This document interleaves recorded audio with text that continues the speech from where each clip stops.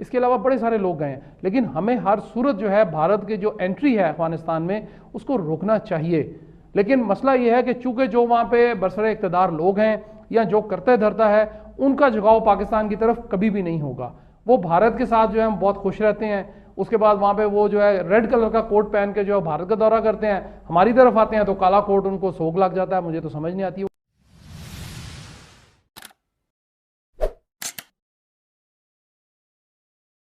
जी मतलब कि जिनके बारे में हमारे ऊपर इल्ज़ाम है कि जनाब वो हमारा एसेट है वहाँ पे, तो ऐसी सूरत के अंदर क्या सूरत हाल देख रहे हैं मुमताज़ भट्टी साहब आप? देखिए रिजवान साहब, सूरत हाल बड़ी ख़राब है। अफगानिस्तान के अंदर जो है वो एक खुली जंग छिड़ चुकी हुई है और इसमें जो वही बात जो हम पहले किया करते थे प्रोग्राम के अंदर कि स्टेक होल्डर्स जो हैं वो मुतहरक हो गए मुख्तलिफ। पहले सिर्फ तालिबान वर्सेस जो फॉरेन फोर्सेस और अफगान फोर्सेस थी उनके था, अब एक बड़ा एलिमेंट दाश का जो है वो बहुत तेज़ी से एक्टिव हुआ है अफगानिस्तान के अंदर और मुख्तलिफ जगहों पे वो कार्रवाइयाँ कर रहा है। और बिलखसूस ये जो कार्रवाइयाँ हैं एक इससे चंद दिन कबल जो है वो अनऑफिशली ये चीज़ें आई वहाँ से कि दाश का एक बड़ा लीडर जो है वो गिरफ़्तार किया गया अफगानिस्तान से और उसके बाद ये हमला हुआ है और जनाजे के ऊपर हमला जो है ये दोनों हमलों के अंदर आज 40 से ज़्यादा लोग जो है वो मारे गए हैं रिजवान रईस साहब। एक जनाजे के ऊपर हुआ, दूसरा अस्पताल और उसकी मुल्का जो बिल्डिंग थी उसके ऊपर हुआ, लेकिन कैजुअल्टीज़ दोनों जगह पे हुई हैं और 40 से ज़्यादा लोग मारे गए हैं, कोई 80 के करीब लोग जो है वो ज़ख्मी हैं। और ये सूरत हाल जो है वो पिछले कई दिनों से मुसलसल जो है वो जारी थी। मुख्तलिफ जगहों पे कार्रवाइयाँ हो रही थी। इस दौरान 2 दफ़ा ज़ुल्म खलीलज़ाद पाकिस्तान आए, चीफ आर्मी स्टाफ से मुलाकात की इसी सब्जेक्ट के ऊपर। तो अब कार्रवाई में तेज़ी आ रही है रिजवान रईस साहब। ये पहले से नज़र आ रहा था। एक तो इलेक्शन कंट्रोवर्शियल हो गया अशरफ गनी का और फिर जो अब्दुल्ला है उसको और बाकी जो धड़े हैं पॉलिटिकल वो उसको बिल्कुल गवर्नमेंट को अब सपोर्ट नहीं कर रहे हैं। उन्होंने अपने पैरेलल जो है वो सिस्टम बना रखे हुए हैं और जो मुज़ामतकार हैं वो मुसलसल ये मुतालबा कर रहे हैं कि अफगान हुकूमत जो है वो माहदे की शिक्कों के अंदर जो चीज़ें तय हुई थी उसके अंदर खलल डाल रही, रुकावट डाल रही है और अमरीकियों से वो ये मुतालबा करते हैं कि जो कमिटमेंट्स उन्होंने की वो पूरी करें जो माहदे का हिस्सा हैं। और फिर तीसरा एलिमेंट मैंने आपको बताया जो दाश वाला है और ईरान नवाज जो धड़े हैं वो भी वहाँ पे सरगर्म हो गए हैं और तेज़ी के साथ अपनी कार्रवाइयाँ कर रहे हैं। तो ये सारी सूरत हाल में आपको अमन तो कहीं करीब करीब नज़र नहीं आता अफगानिस्तान के अंदर। अलबत्ता इस तरह की कार्रवाइयों से कोई एक बड़ी ऐसी एमरजेंसी की सूरत हाल वहाँ पे पैदा हो सकती है जो अफगान हुकूमत इस सूरत हाल के अंदर शायद हैंडल करने के काबिल ना रहे। और उसमें बहुत जैसा कि प्लेयर बहुत ज़्यादा हैं और हर एक का अपना एजेंडा है। और इस वक्त चूंकि कश्मीर के अंदर जो है वो सूरत हाल ख़राब हो रही मकबूजा कश्मीर के अंदर, तो वहाँ पे राह का एक अपना रोल है और वो भी चाहती है कि आलमी तवज्जो एक दफ़ा फिर रीजन के अंदर आए, तो उसके लिए वो भी अपनी कार्रवाइयाँ जो है वो उस सिलसिले में और हिकमत अमली जारी रखे हुए हैं। इसमें हमारे लिए बड़ा नैरो स्कोप है, हमें बच बचा के जो है वो चलना है क्योंकि ये सूरत हाल जल्दी ठीक होती है अफगानिस्तान की नज़र नहीं आ रही अब। बिल्कुल ठीक है। चौधरी ज़हीर साहब कैसा देख रहे हैं आप? देखिए रिजवान, अफगानिस्तान के जो हालात हैं कभी भी स्टेबल नहीं रहे, ये हम सबको पता है। जिस तरीके से वहाँ छोटे छोटे पावर सेंटर्स पाए जाते हैं और मुख्तलिफ ट्राइब्स हैं और तालिबान की मेजोरिटी और जिस तरीके से उन्होंने फतूहात का सिलसिला शुरू किया हुआ था उसके बावजूद ये अशरफ गनी का इलेक्शन कंट्रोवर्शियल हो जाना। मेन चीज़ देखने की ज़रूरत है जो सुपर पावर्स जो हैं, जो कस्टोडियन थे पीस के, वो कहाँ हैं? क्या उनकी प्रायोरिटीज चेंज हो गई हैं? आप देखें ट्रंप का इलेक्शन होने जा रहा है नवंबर में। कोरोना से पहले उनको ये था कि अफगानिस्तान के अंदर अमन करके विड्रॉ किया जाए और अच्छे तरीके से वहां इलेक्शन जीता जाए। लेकिन जब से कोरोना आया प्रोबेबली प्रायोरिटी चेंज हो गई है। अभी ट्रंप के लिए कोरोना को फेस करना ज्यादा जरूरी है इलेक्शन कैंपेन के, और अफगानिस्तान का जो पीस प्रोसेस है वो सेकेंडरी चीज आ गई है। और बाकी जिस तरीके से जो चाइना और इसकी जो यूएसए की जो खलीज बढ़ती जा रही है कोल्ड वार की शक्ल में, जो दुनिया डिवाइड हो रही है, उनका जो इंटरेस्ट अफगानिस्तान के अंदर है वो भी एक देखने के काबिल है। पाकिस्तान का रोल कहाँ पे आता है? देखें अभी हमने रिसेंटली बलूचिस्तान में देखा हिंदुस्तान की जिस तरीके से मदाखलत की गई और उन्होंने कन्फेस किया और बड़े वो कहते हैं ना, बड़े लाउड तरीके से उन्होंने ये मैसेज कन्वे किया, जनाब हम पाकिस्तान को डैमेज कर सकते हैं थ्रू बलूचिस्तान।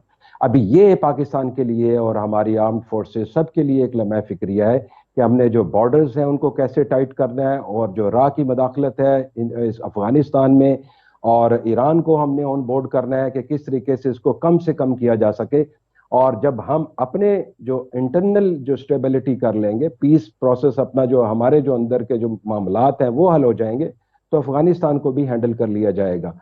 जो ज़्यादा ज़रूरी है कि वो ये है, वहाँ से जो इन्फिल्ट्रेशन होती है, वहाँ से जो दहशतगर्दी जो राह करता है हिंदुस्तान करता है, और जो जिस तरीके से उन्होंने पैसे लगाए हुए हैं और ईरान को ऑन बोर्ड किया हुआ है, अभी यहाँ पे हमारी फॉरेन डिप्लोमेसी को बहुत ज़रूरी है, एक्टिव होने की ज़रूरत है। अभी दो महाज खुल गए हैं पाकिस्तान के लिए, एक तो कश्मीर का है जो बहुत ज़्यादा वहाँ पे आजकल हालात ख़राब है, और दूसरा ये अफगानिस्तान की तरफ से जो वो रिवेंज लेने की कोशिश करते हैं, बदला लेने की कोशिश करते हैं।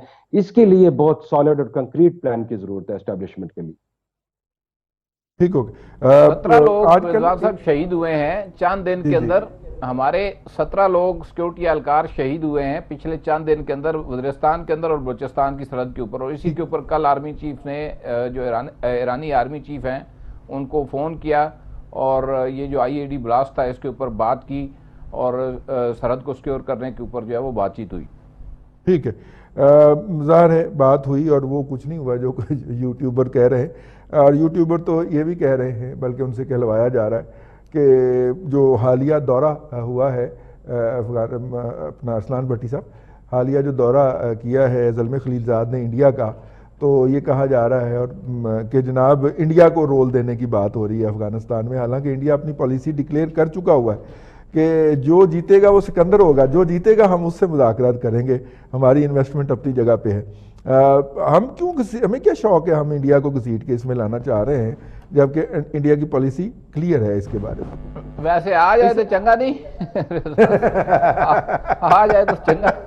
रईस साहब देखिए, बात यह है जी कि अफगानिस्तान में अमन कभी भी नहीं हुआ, ना ही हो सकता है, क्योंकि जब भी ये अफगान अमन मुज़ाकरात या इसका अमल शुरू होता है उसमें आप देख लीजिए जो स्टेक होल्डर्स होते हैं वो पूरी तरह उसमें शामिल नहीं किए जाते। और जिसके बाद ये होता है कि जी मैं नहीं खेलता, मैं नहीं मानता, क्योंकि उसमें बहुत सारे ग्रुप्स हैं, स्प्लिंटर ग्रुप्स हैं छोटे छोटे, उनको आगे बड़े ग्रुप्स रिप्रेजेंट करते हैं, वो उनको एतमाद में नहीं लेते हैं और उसके बाद फिर ये मसाइल होते हैं। भारत का जो मसला है वो देखें, पाकिस्तान इसलिए रोकना चाहता है उसकी एंट्री कि पाकिस्तान उसके साथ सीधा सीधा जो है मशरकी बॉर्डर पर लड़ रहा है, वो हमेशा हमें एंगेज रखता है वहाँ पे, वो कभी LOC पे, कभी वो किसी ना किसी बॉर्डर पे या कहीं ना कहीं कुछ ना कुछ करता रहता है। अब आज़ाद कश्मीर में आप देख लें जो कुछ वो करता है वहाँ पे, मकबूजा कश्मीर से हमारे सामने है, रोज़ाना की बुनियाद पे वो कोई ना कोई पंगा लिए रखता है। हम उसको इसलिए पाकिस्तान इसलिए रोकना चाहता है जी कि अफगानिस्तान में अगर वो आएगा तो वहाँ से जो दहशतगर्दी है, चूँकि दहशतगर्द तो भारत है, आलमी दहशतगर्द के बाद वो उसकी करता है, वो उसको सपोर्ट भी देता है, पैसे भी देता है, वहाँ से वसला भी खरीद के उनको हवाले करता है, तो वो पाकिस्तान के खिलाफ जो है अपनी जो अफगानिस्तान की सरजमीन है वो दहशतगर्दी के लिए इस्तेमाल किया जा सकता है उसको। वहाँ पे उसके स्लीपिंग सेल्स मौजूद हैं, पहले ही मौजूद हैं, उनको जगाने की ज़रूरत है, सिर्फ थोड़ी सी वो जगा लेगा। फिर पाकिस्तान क्या करेगा? हमने बड़ी तवील लड़ाई लड़ी है, हमने 70-80 हज़ार जो है नजराने पेश किए हैं जानों के, हमने शहादतें अपना ली हैं, हमने बहुत सारा लहू दिया है इस काम के लिए कि पाकिस्तान से दहशतगर्दी का खात्मा हो।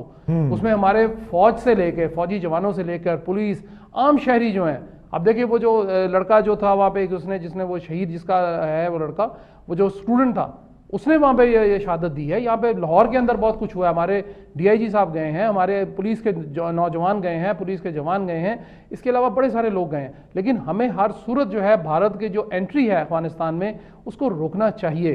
लेकिन मसला ये है कि चूँकि जो वहाँ पे बरसरे इक़्तिदार लोग हैं या जो करते धरता है उनका झुकाव पाकिस्तान की तरफ कभी भी नहीं होगा।